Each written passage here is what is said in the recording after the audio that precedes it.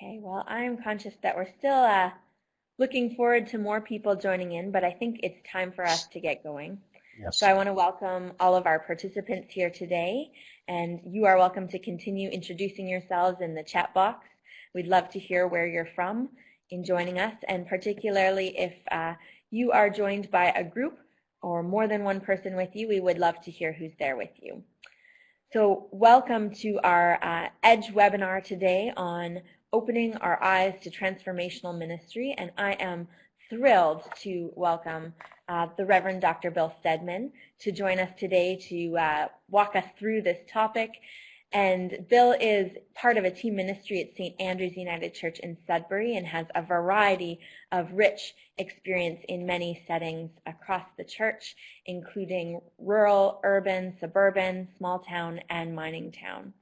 And he is the co-author of a book entitled Wake Up Church, which is inspiring this conversation today. So welcome, Bill.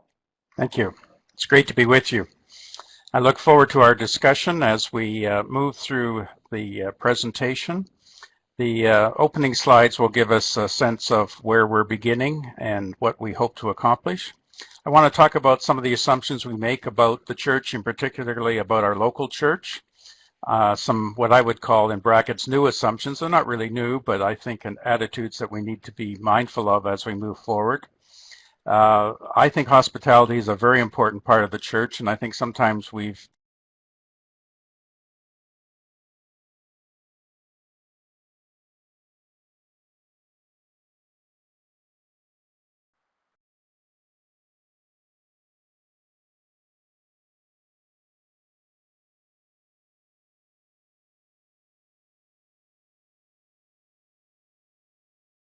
talked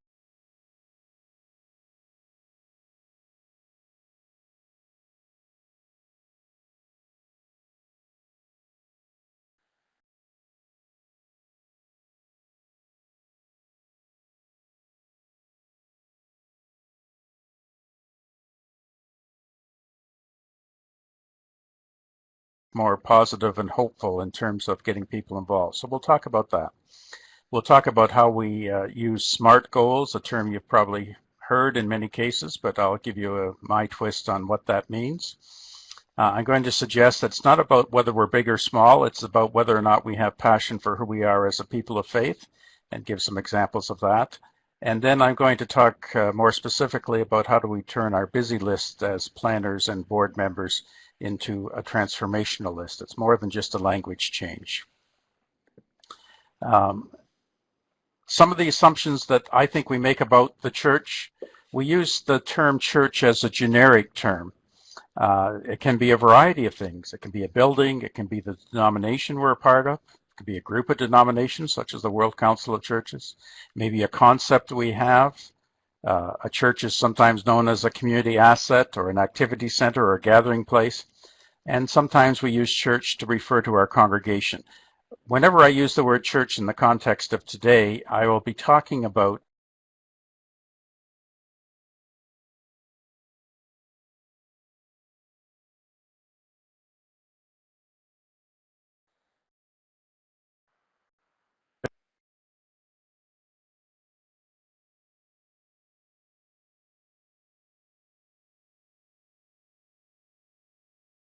if I do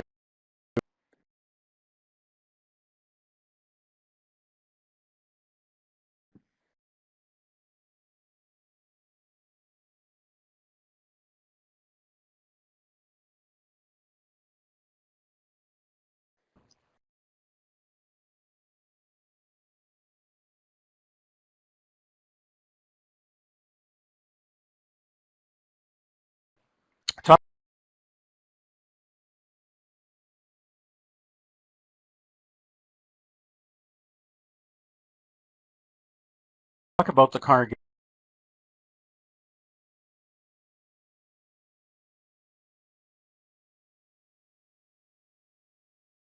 that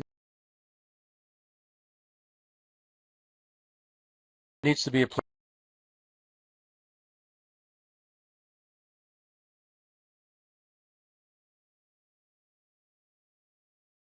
place where people are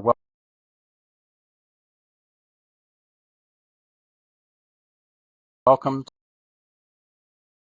and feel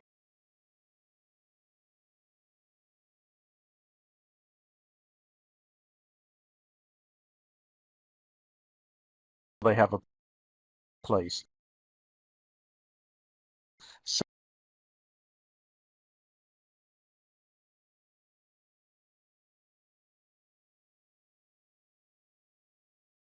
Sadly, there are many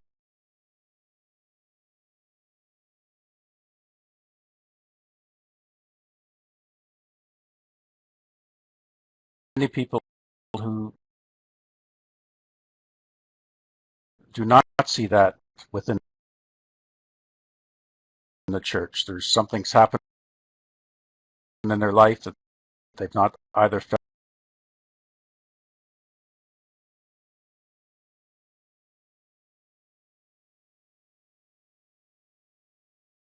welcomed or safe.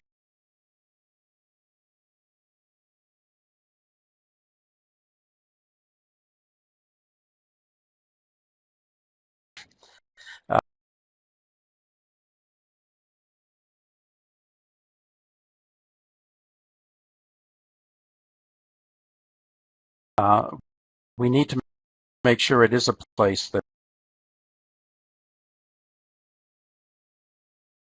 that's safe,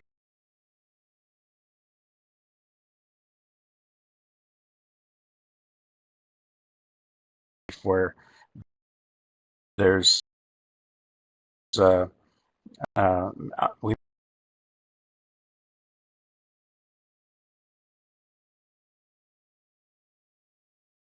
make sure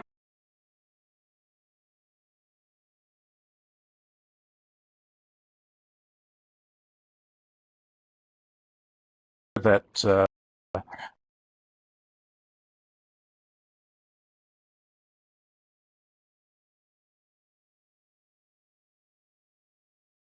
people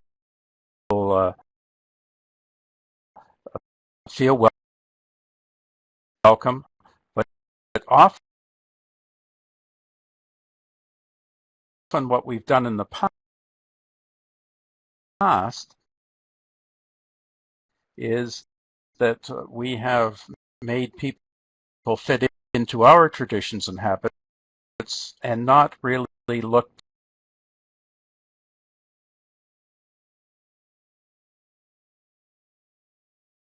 at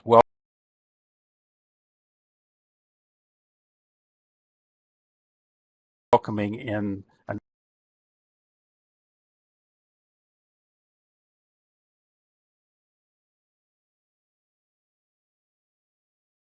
open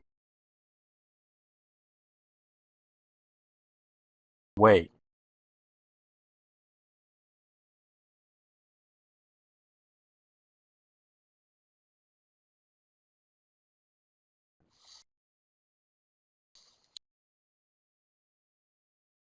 I think many congregations operate under the principle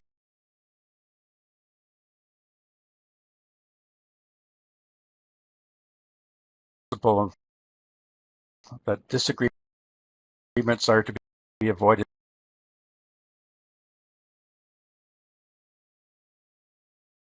at all costs. I don't think that's helpful.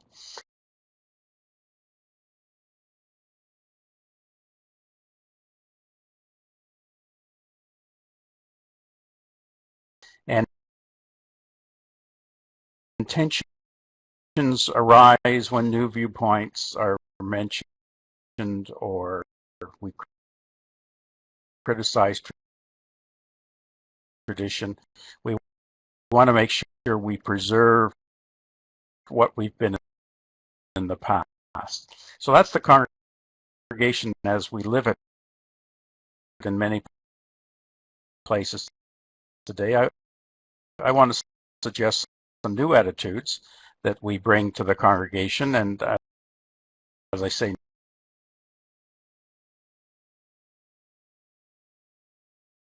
new is in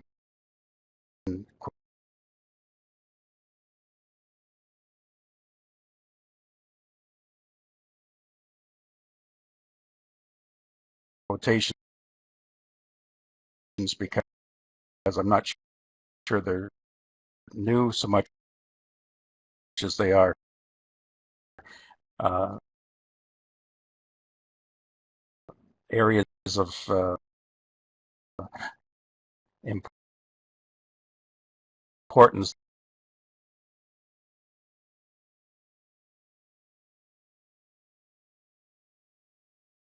that we need to focus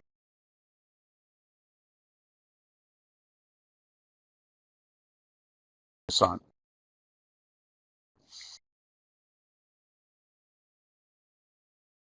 Differences within our local church should not be seen as a point of difficulty or a stumbling block, but I think they can be a point of engagement. And oftentimes in congregations, division and tension is not because people disagree, but because they do not engage in the discussion of what they disagree about. And so we bury any kind of disagreement or discussion. We don't enter it with an openness. We need to engage questions. We need to make sure that if there's controversy, we accept it and deal with it. And the congregation that's healthy is a congregation that welcomes disagreements to find a solution rather than runs away from them. I think leadership in our church today needs to be sensitive to and willing to consider a variety of opinions and outlooks. And if we want to talk about a common direction in our congregations, we need to remember the image of the canoe. Each person in a canoe, if there's a person at the front and back paddling, has his or her own role. And I think too often we try to put everybody in the same role, the same category,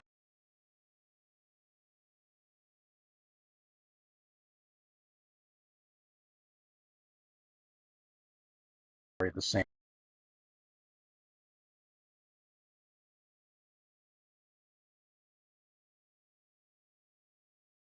approach.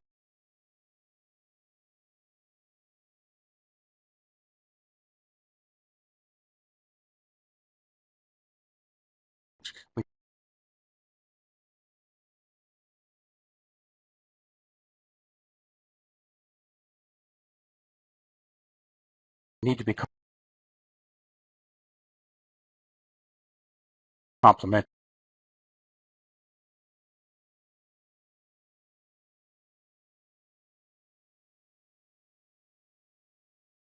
in what we do.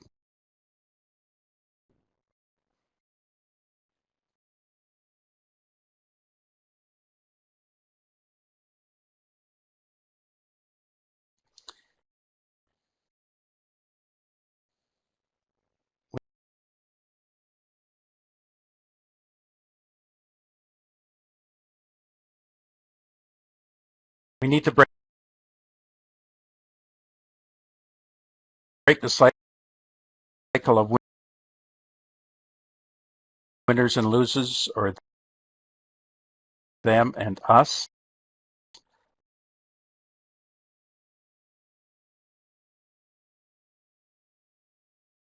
Sometimes in congregations,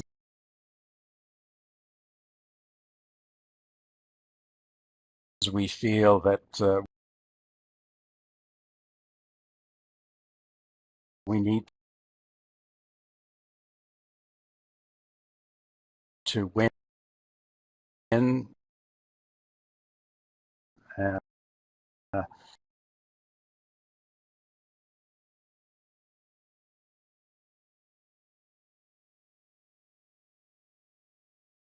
and a certain thing that we're doing.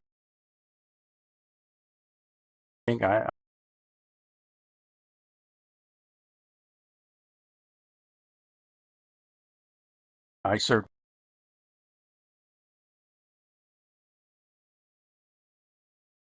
one congregation where I felt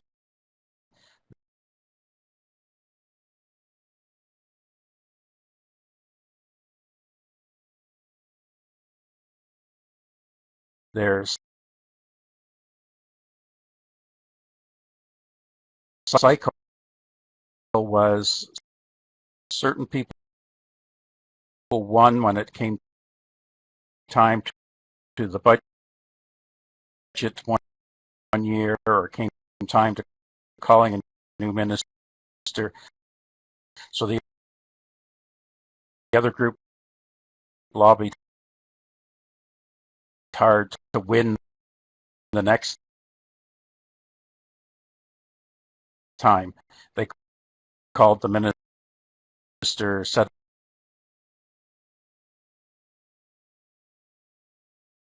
up the budget, plan new programs. And that's not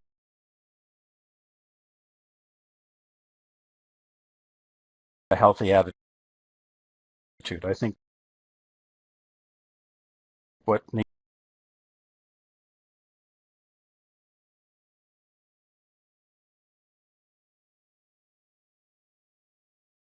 needs to be happening is we have a place for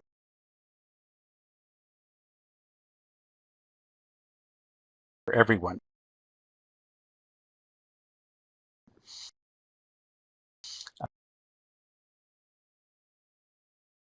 We do not keep the peace at all costs, but we find a way to work together. We don't worship the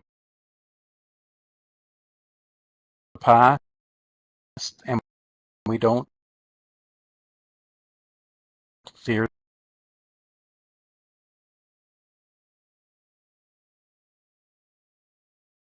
the future.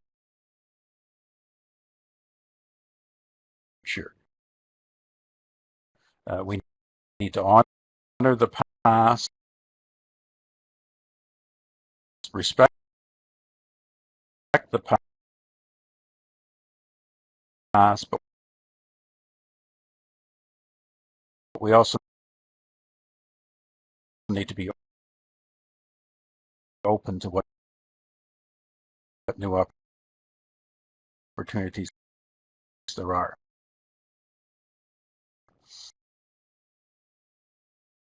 And make sure that what we're about is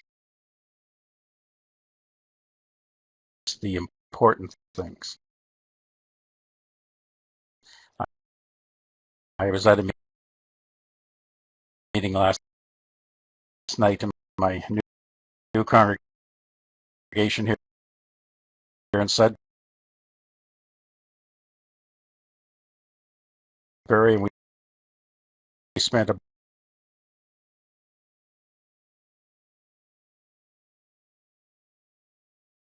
about 40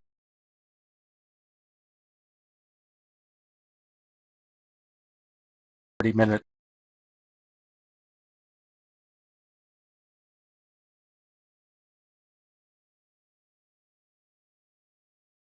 debating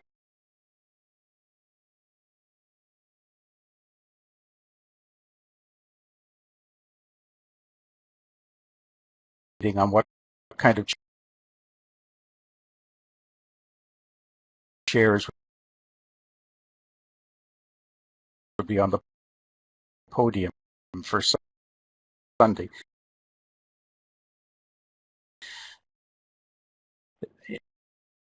It was an important discussion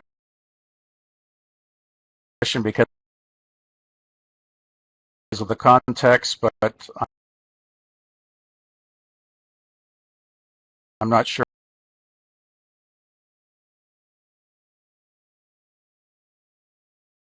I want to go to meetings where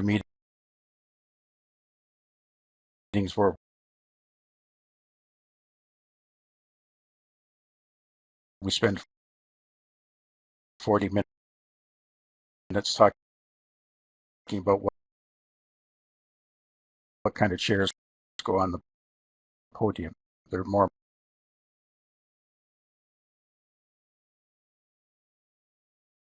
important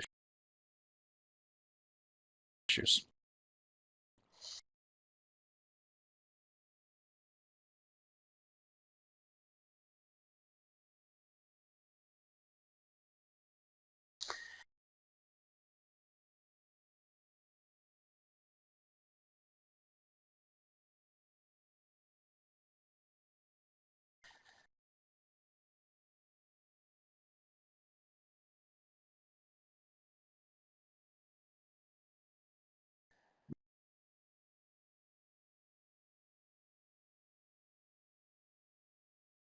Moving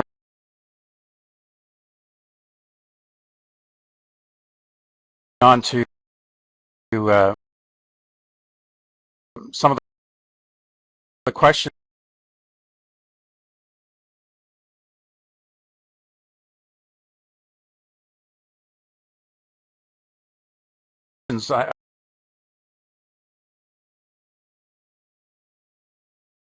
I want,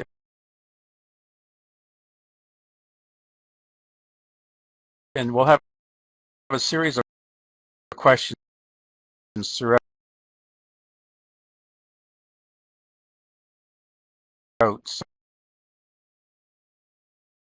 Some of these will be just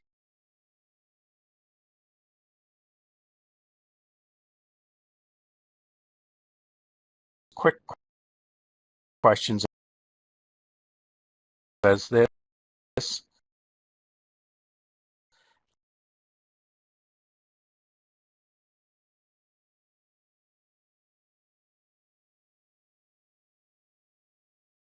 Are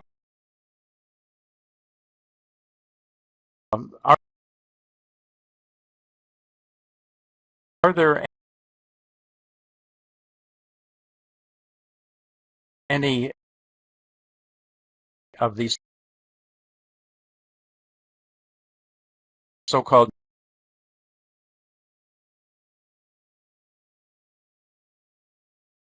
new attitudes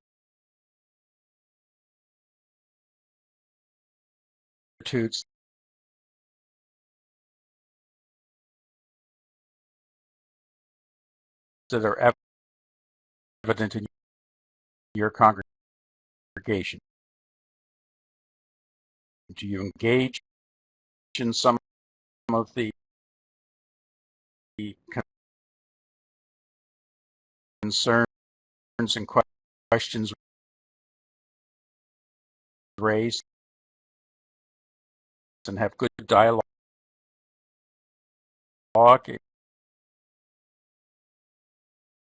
in your meetings? Are you a congregation that's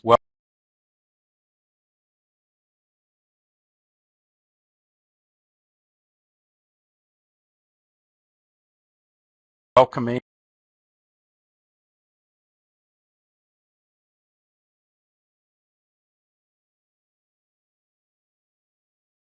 and hospitable? And are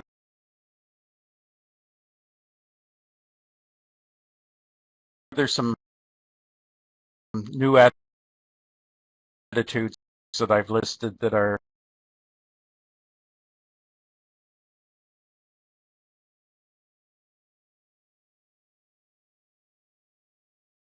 clearly missing from your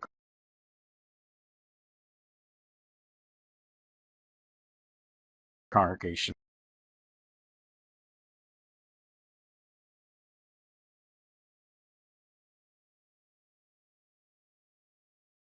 that you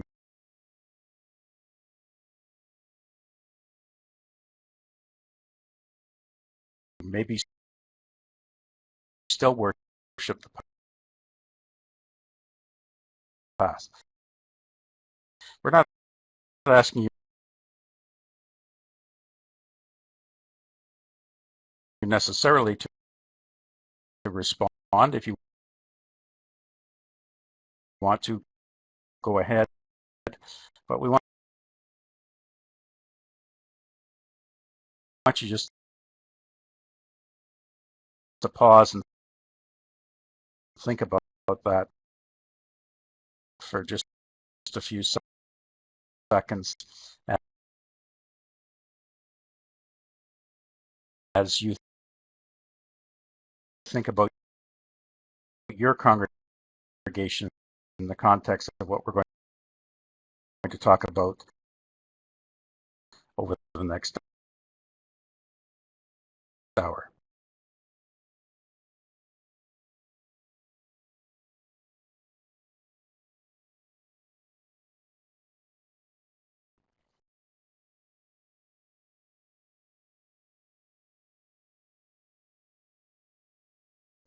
So we'll move on to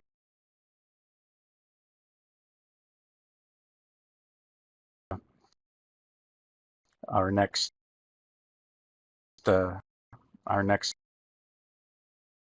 slide. As you're pondering that, and if you want to feed in information, please do that.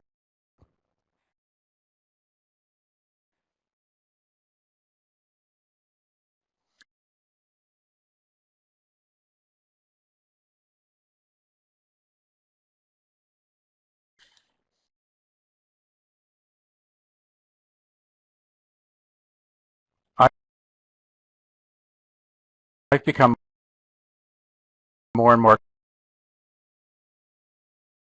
convinced that hospitality is the one issue that we need to be focusing on as churches. And I learned that really thanks to my older daughter, who has worked in the hospitality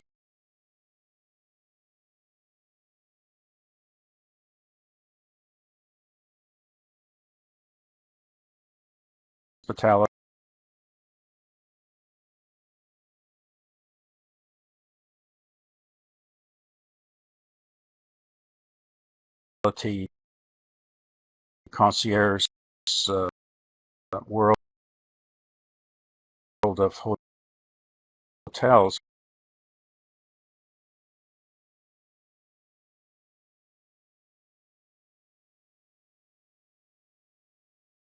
For most of her working career.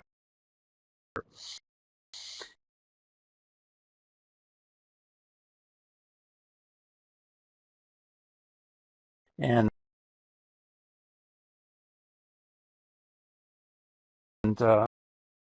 I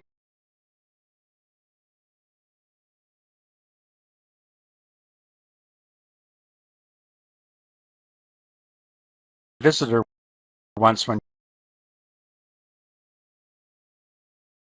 she worked at the Royal York Hotel in downtown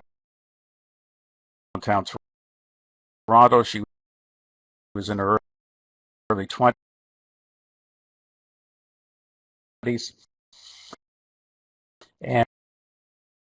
and she knew almost all of the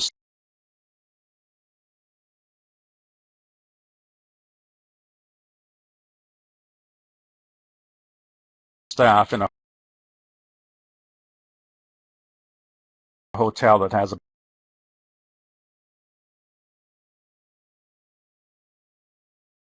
about 1,200 staff, but it seemed every time I went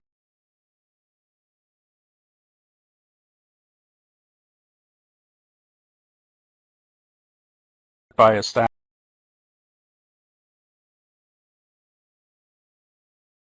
person,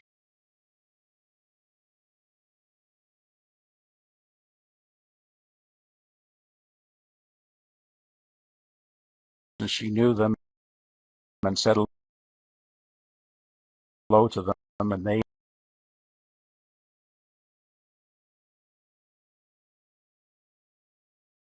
in turn responded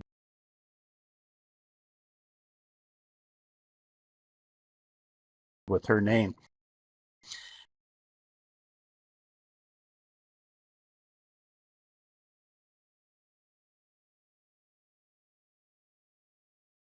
And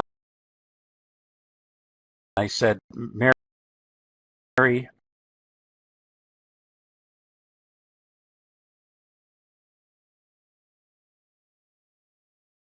how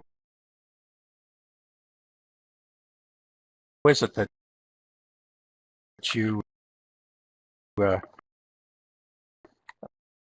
know all these people?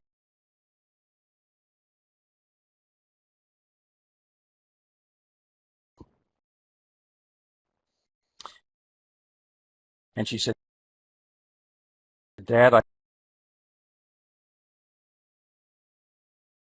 learned that if I'm to be an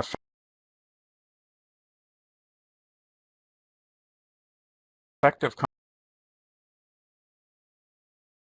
concierge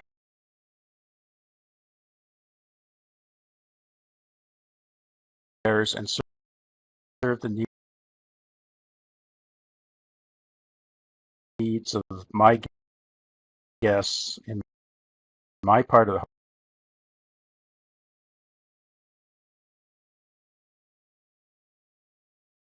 hotel,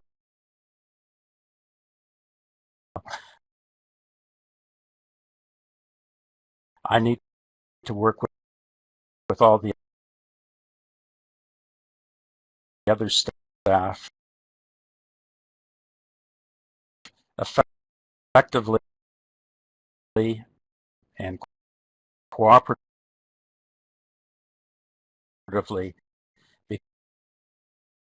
because they're the ones that are going to make me look good as a concierge.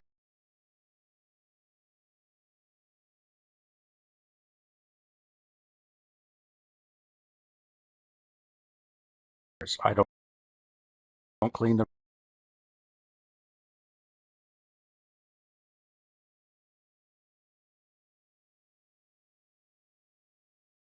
rooms.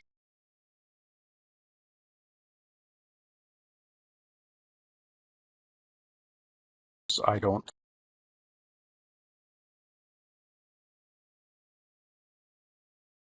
move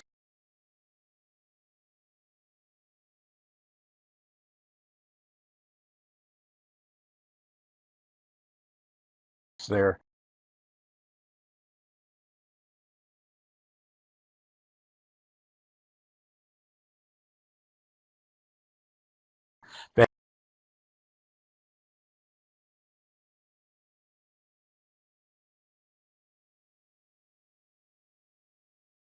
bags.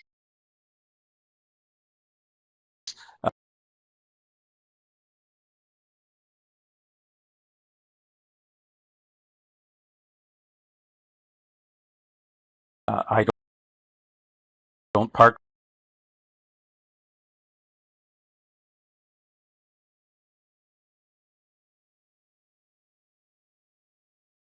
their cars,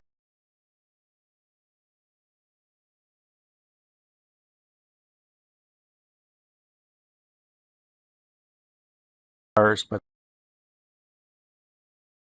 all those people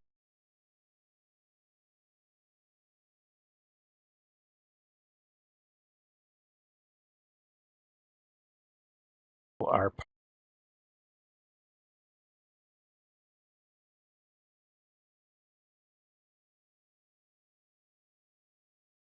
part of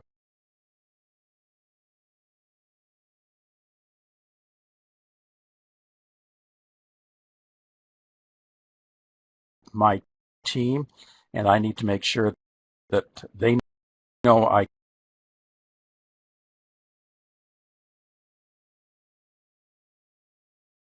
care about them, and in turn I respect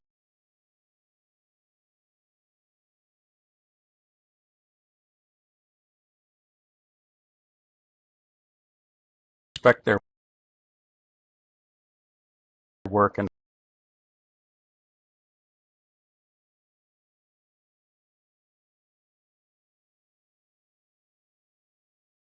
thank them.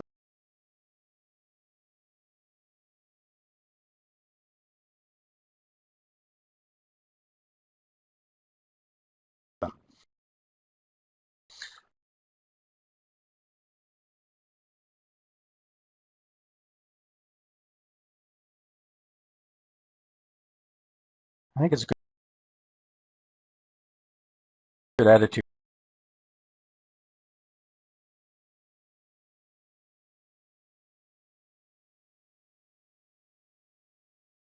that we should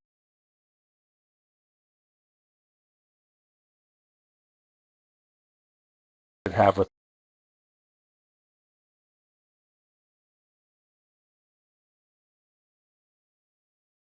the church.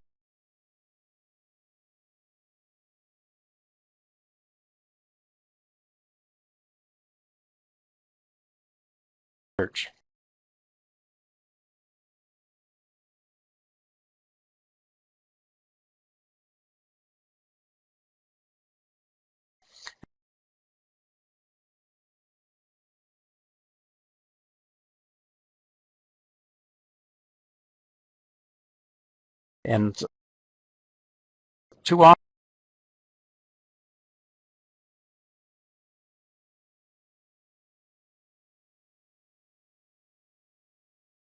I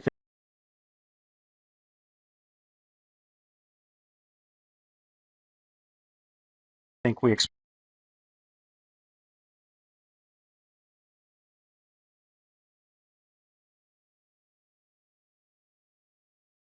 people to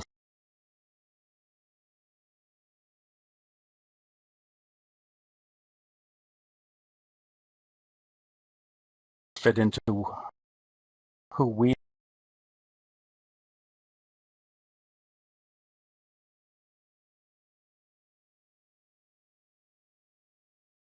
are,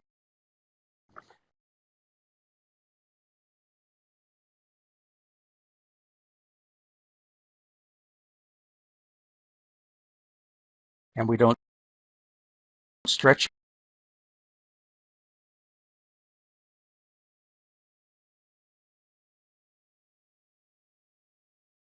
ourselves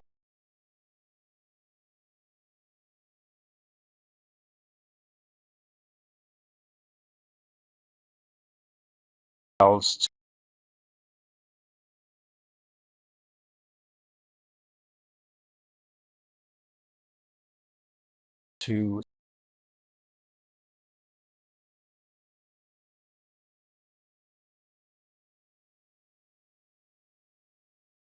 see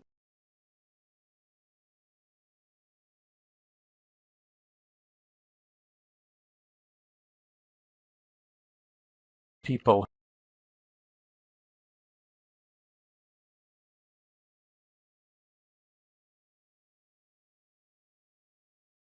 who are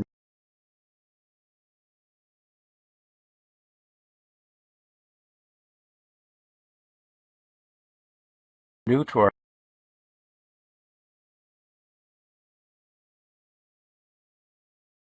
our congregations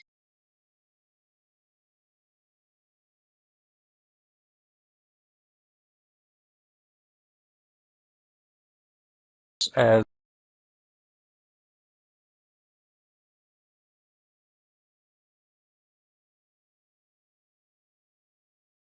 we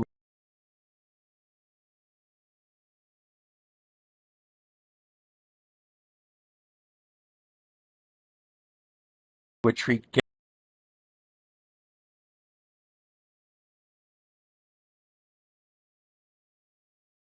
guests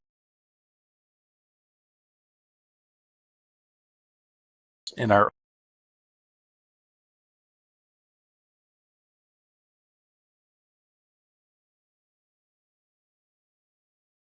own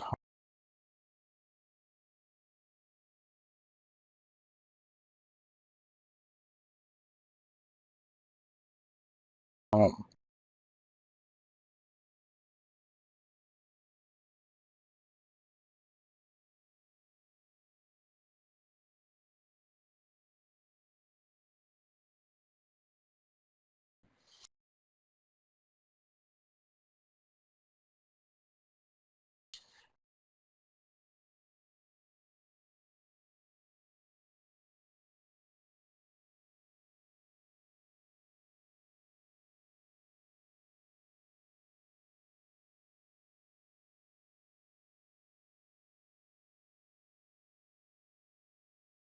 Uh,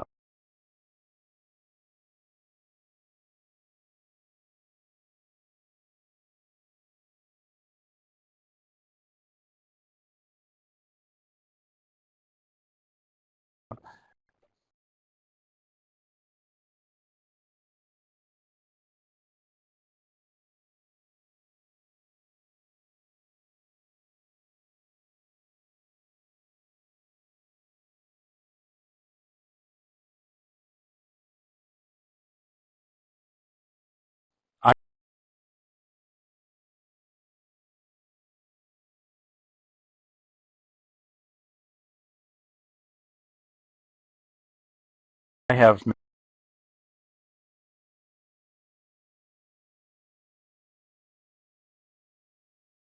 many friends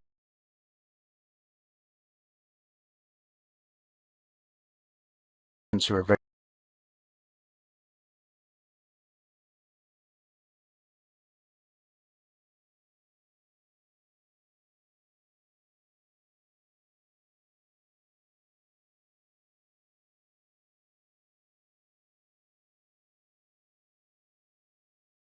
vegetarians.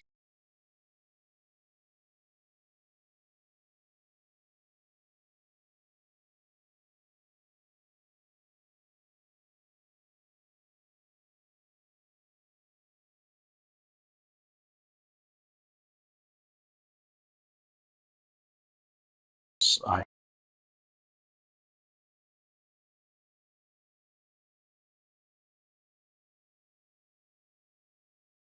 have several friends who need to eat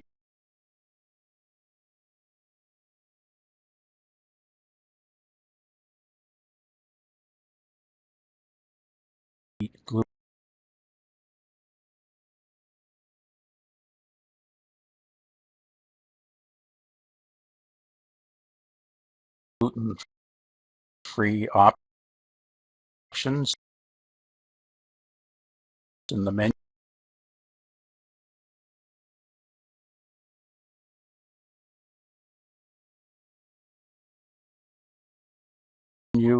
that they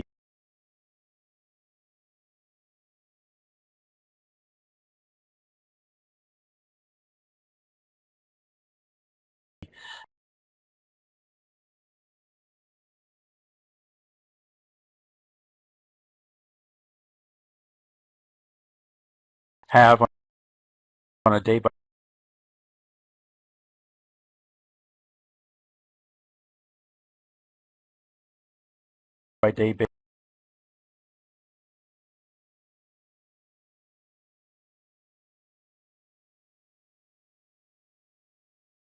basis.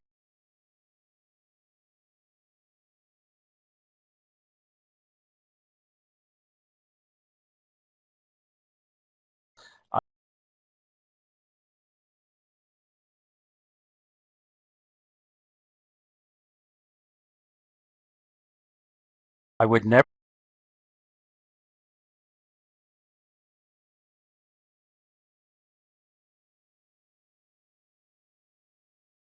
consider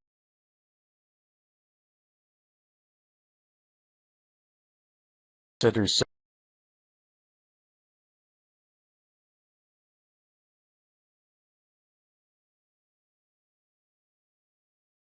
saying to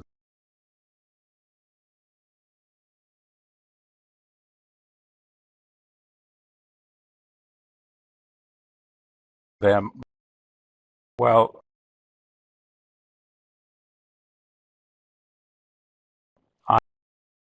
I happen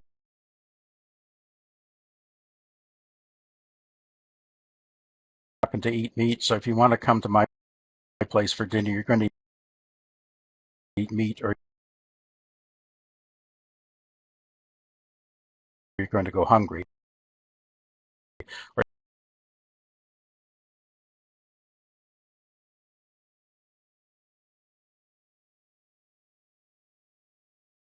you're going to eat wheat, or you're going to starve. We treat people with the kind of respect that they need,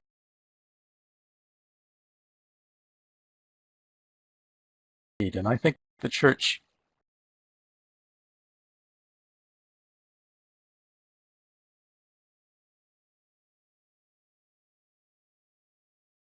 needs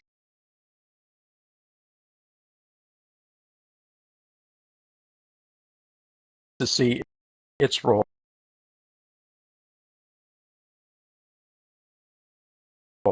as a place of being open and welcoming of people who bring their own needs and their own expectations,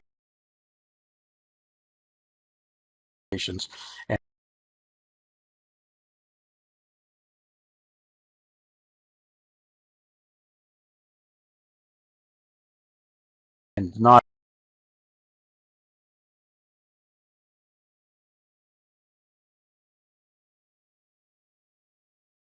expect that they always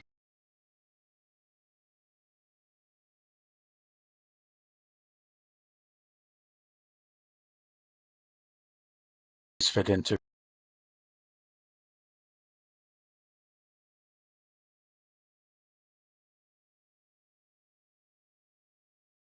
who we are.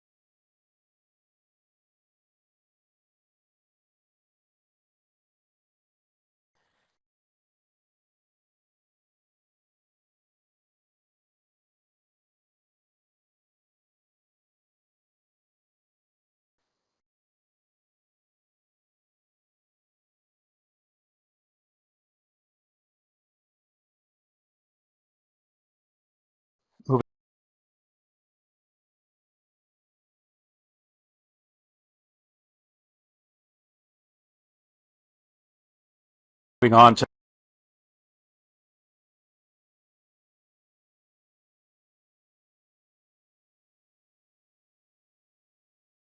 the next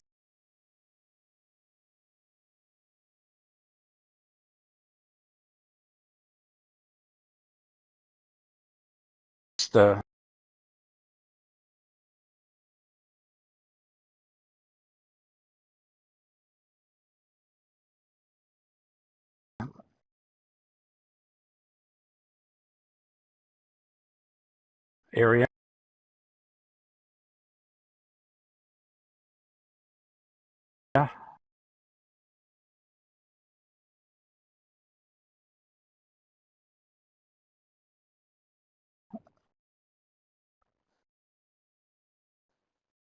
I want you to ask yourselves, do you welcome the guests that come to your congregation, as you would feel welcome in a very nice restaurant or a five-star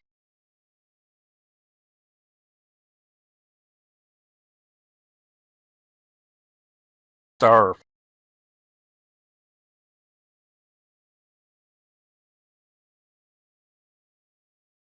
4-star hotel,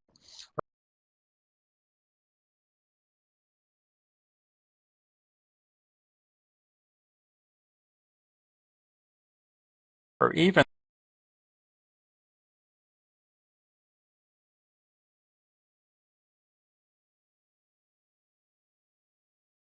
as uh,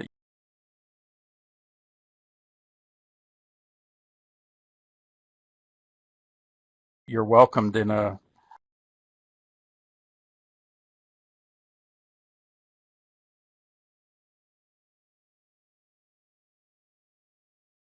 in a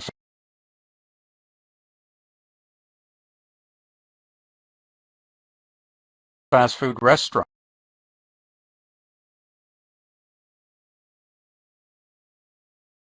where there's usually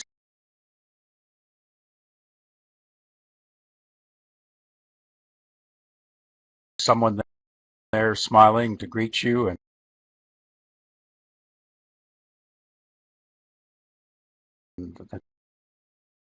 take your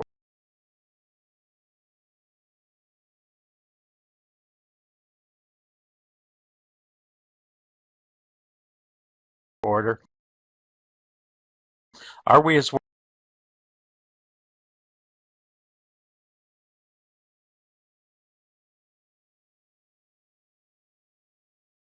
welcoming in the church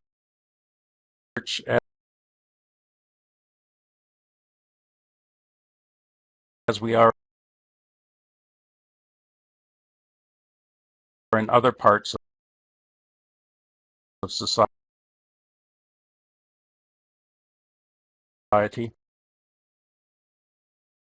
Or do we feel that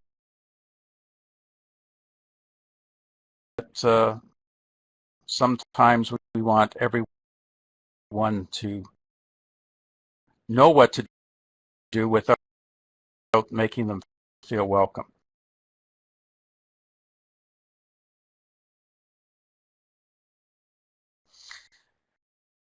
The early church was known to be a place where people loved one another. And is that clear in your congregation, that there's an attitude of caring for one another? If I walk into your congregation, what I feel,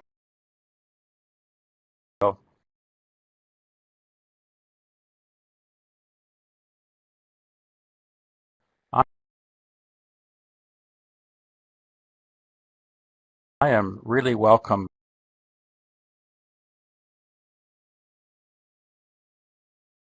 and important.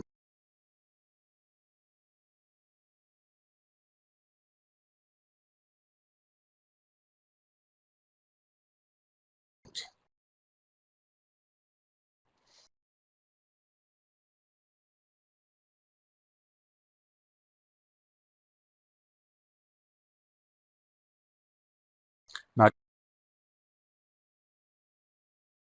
just because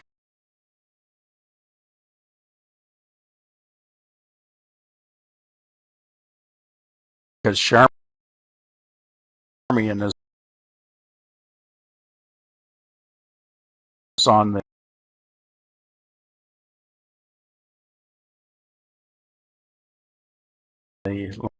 line and hung, but I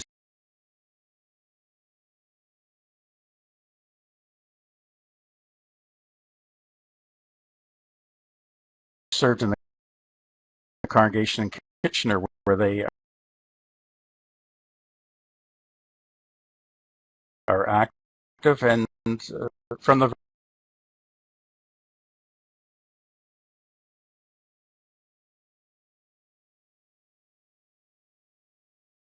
very first moment I arrived there was that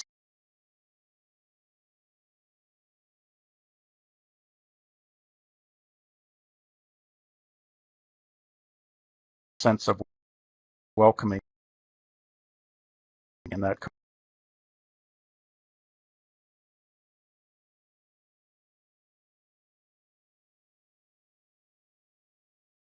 congregation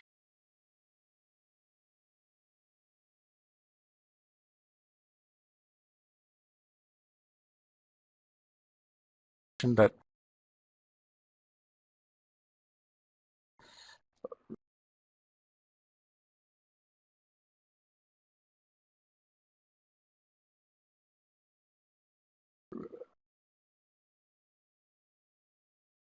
churches that will remain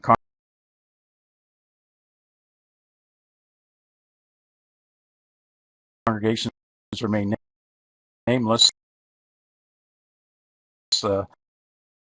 I haven't always felt that way as I've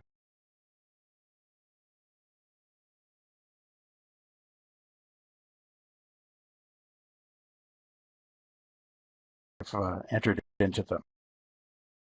So how do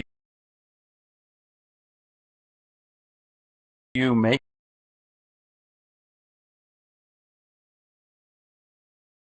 people feel welcome, and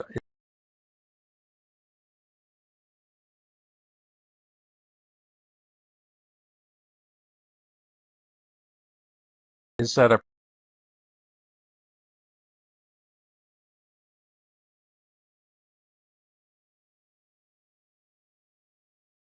priority in your life?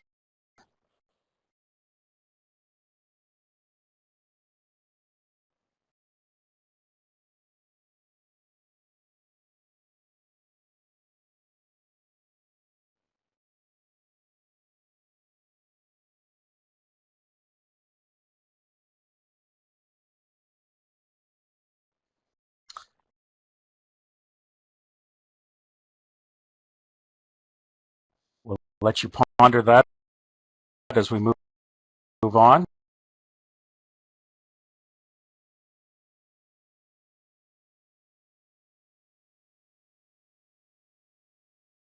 As I say, we don't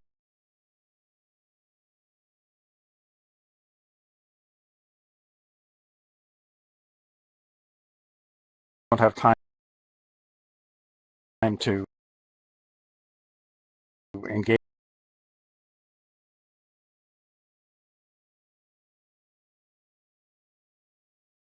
a lot of the questions, but I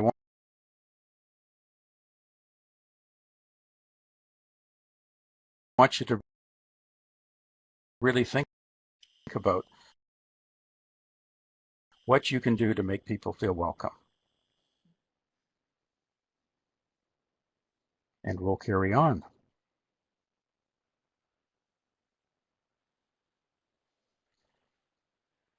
It's important as congregational leaders that we really focus on what's the purpose of who we are. People get excited about things for which they see a purpose and they validate what they're about. Those who are fortunate enough to have careers and vocations where they feel called and energized, and that's not just church vocations, it's any vocation, feel that they are lucky enough to go to work and not feel like they're going to work because it's so much a part of their life. Congregations that have a clear sense of purpose also are able to get enthusiasm and commitment from those who are part of it. And I asked the question, why do in our urban areas where Out of the Cold programs run, that we get so much So, support Bill, Brian, we have in quite those a bit of programs. I find in 3 different churches I've been a part of that have out of the cold programs, there are a huge number of volunteers that may not even be part of the congregation, but feel they're part of that congregation by virtue of the out of the cold program. They want to participate. They devote large numbers of